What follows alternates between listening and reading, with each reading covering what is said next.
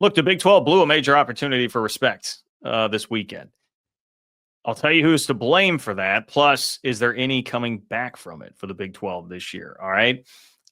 I told you going into the weekend, there were 5 Big 12 teams that really needed to win if you wanted to greatly increase your respect on a national scene. Now, one of those is still to play tomorrow. TCU fans that I asked on Twitter, hey, what was your biggest overreaction to week 1 of the Big 12? And TCU fans that said the weekend's not over. Fair enough. I get it. You're going to play tonight against North Carolina. I can't wait to watch it. All right. The other 4 teams that played, they want to combine 1-3. They went 1-3. Not what you wanted to see for the Big 12. And there was one that stood above all else, and that was Baylor and Auburn. And to me, that is obviously by far the most disappointing. It's hard to come down too hard on Colorado and Cincinnati, who were 2 of the other teams. Valiant efforts. I thought Colorado looked a little bit ahead of where I figured they would be. And Cincinnati just tried to grind that thing out against Nebraska, a Nebraska team that should be much better. Okay, so I'll have more on them in a moment. But Baylor, man, as somebody who bought in hard on the Baylor hype this offseason, bought in hard on the Sawyer Robertson hype this offseason, this is not a loss to blame on Sawyer Robertson losing by a couple of scores to Auburn. But it was disappointing in totality how it happened, because it's not just that Baylor lost. It's that Baylor lost while getting pushed around. I mean, they got bullied. And when you're playing a team from the SEC, what is the average college football fan going to think? The average college football fan is going to think, oh, well, it's a team from the SEC. They will be certainly a lot better in the trenches. They'll have better athletes. They'll be able to just sort of bully their way through it. I saw somebody, I don't even remember who, but an SEC media member tweets leading up to the game, hey, don't overthink this, okay? It's an SEC roster going up against a Big 12 team. Yes, you can hyperanalyze, I'm paraphrasing at this point, but you can hyperanalyze Jackson Arnold, what he was last year, Hugh Freeze, all this stuff. Don't overthink it. SEC roster playing a Big 12 roster. And that, as a Big 12 guy, that hit me where I'm like, man, I kind of want to go after that a little bit. But you know what? That guy was right. I mean, that's the harsh reality of how that game looked. That's what it was. It was an SEC roster that came in and pushed Baylor around. Guys, Auburn rushed for 307 yards. 307 yards. That's the most that Baylor has given up in 7 years. Okay? 307 yards. Now, do I think that's a bad Auburn team? Do I think that's another 5-7 Auburn team? I do not. I think Auburn is better than that. Are they a middle-of-the-pack SEC team? I mean, the odds are still more likely yes than no, that's still a pretty middle-of-the-pack SEC team that just did that to a team that I had in the Big 12 championship game. We can disagree on that, but it's a team that's probably in the top tier of Big 12 teams that you have, and it was at home. And yes, you did have it against Jackson Arnold, a quarterback who struggled mightily last year. Baylor got outrushed 307-64. So exactly where you would think that an SEC team would dominate a Big 12 team up front, that's exactly what happened. Baylor couldn't run the ball. As good as Bryson Washington was last year, Baylor could not run the ball consistently, and Auburn had it whenever they wanted, and they had it whenever they wanted with their quarterback too. I mean, that was really the thing. Like Jackson Arnold, as much as I hated on him, I mean, I feel very silly because I was very critical of Jackson Arnold and felt very strongly this is why Baylor would win the game. Jackson Arnold's legs were the difference in the game. He rushed for over 130 yards, man. And was it the stat? 6 of his 16 carries went for 10-plus yards. He was just gashing them. Jackson Arnold was absolutely gashing Baylor the entire night. I think Baylor's offense is going to be fine. 24 points is not overwhelming. They went for 6 fourth downs in the game. Riverboat Dave was in full effect in that game. But I still Sawyer Robertson hit 400 again. Like Sawyer Robertson, I still think is a very effective quarterback. Michael Trigg looked awesome. I was looking at that guy like, well, where did this dude come from at tight end? Kobe Prentice, Caden Knighton. Like, I think Baylor's got weapons. The offense should be fine in the Big 12, and they may still well be fine in the Big 12 overall and compete for a Big 12 championship. That may be bad news for the league, though, if that's the case, because that type of a team, if Baylor really is that type of a team, they couldn't stand up against what may be like, Auburn looks like 8-4 SEC team to me, maybe right now. it's tough to know. Look, it's week one. Everyone's going to overreact about things. So I will give some caution there, and I'm trying not to overreact too much.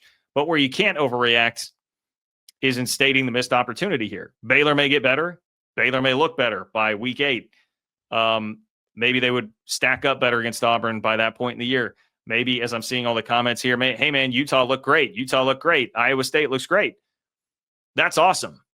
But Iowa State doesn't get to play Auburn. Utah is not going to go up against Alabama next week. Like, you don't get those opportunities. Baylor had one for the Big 12, didn't take advantage, and got bullied in the process. As far as Baylor's chances to contend, I mean, defense is still going to have to get better.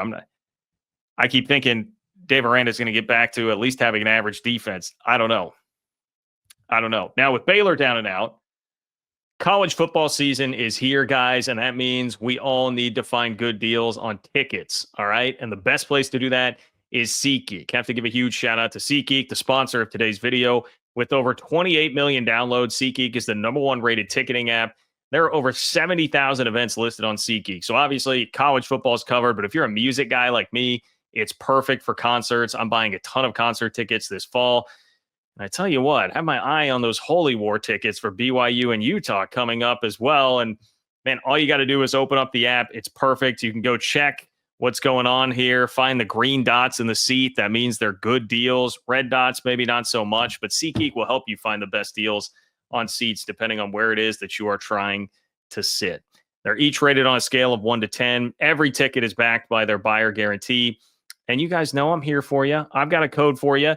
Code Kurtz gets you $20 off your tickets. Again, that's code Kurtz for $20 off tickets at SeatGeek. $20 off your first purchase with promo code Kurtz. Make sure you just click the link in the description to download the app and have that code on hand and ready to go. Guys, I'm here to help you out. I've got your back. Hit up my friends at SeatGeek. You could have regained some face by having Colorado or Cincy spring an upset, right? You're playing Big Ten in one case, ACC in another. So a little bit different, perhaps, the Big Ten versus the ACC. But either one would have really helped. And damn it, if Brendan Sorsby wasn't this close to willing Cincinnati to that win over Nebraska, that would have helped you save some face as a conference. I mean, that last drive, he's going down the field. And I'm like, dude, they're getting at least a field goal. They're going to get to overtime, and they're going to put so much game pressure on a Nebraska team and program that continues to lose close games. Yes, they made a bowl game last year, but Nebraska still lost 5 of their 6 games by 1 possession or less. So the more that you can put that kind of game pressure on Nebraska, the more that you have a better chance of them wilting based on what that program has been. And with 69 passing yards in the game, Brendan Sorsby damn near did it. But he needed at least like 25 more because that last pass that got intercepted. Not much help from his receiver on that one, admittedly, and maybe not the best call to go up against a pretty strong Nebraska secondary at that stage when you seem to be trending toward being able to kick a field goal at least. A couple turnovers really killed Cincinnati. The turnover at the end of the first half, too, the fumble there combined with the interception late. I mean, I think that's really your ball game. Since he's scrappy, I mean, Brendan Sorsby's scrappy and tough. They got a long ways to go if they want to be like a Big 12 contender, but that showed me that, look, I would have questioned a bit Cincy's toughness and scrappiness and where they were, because it felt like they just kind of lied down on the season last year on the back end to finish 5-7 after a nice start. That'd be encouraging to me if I were a Cincy fan. I don't think Nebraska is great. That looks like a 7-5 Nebraska team if I've ever seen one, and we've seen a lot of Nebraska teams at about that level over the last 10 to 15 years. But again, missed opportunity. Cincy could have turned some heads if you get that win over a Nebraska team that some had been picking as a dark horse playoff team, and you did it against a 95% partisan crowd for the Huskers at Arrowhead. But nobody has given you credit for close. You know, it's not horseshoes or hand grenades. It's obviously not even as high profile a game nearly as last year when Arizona State came close to Texas. We know how that goes. Not getting a parade for that. And same for Colorado with Georgia Tech. Same for Colorado and Georgia Tech. Colorado, look, the bottom line, Colorado's got to take more advantage of 3 first-quarter turnovers. Like, that was a Georgia Tech team that turned it over 10 times the entire year last year, or maybe it was Haynes King had only turned it over 10 times the entire year last year. Either way, they give you 3 in the first quarter. You only get 7 points out of the deal. It's got to be more than that. It's got to be more than that.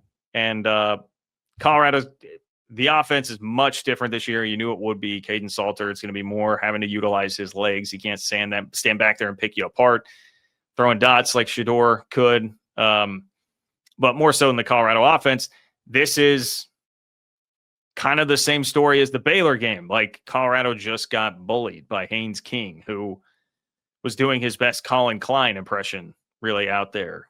Just battered and bruised, and I don't think Georgia Tech can probably do that the entire year, but week one, you can certainly get away with it. He rushed for $156, 3 touchdowns.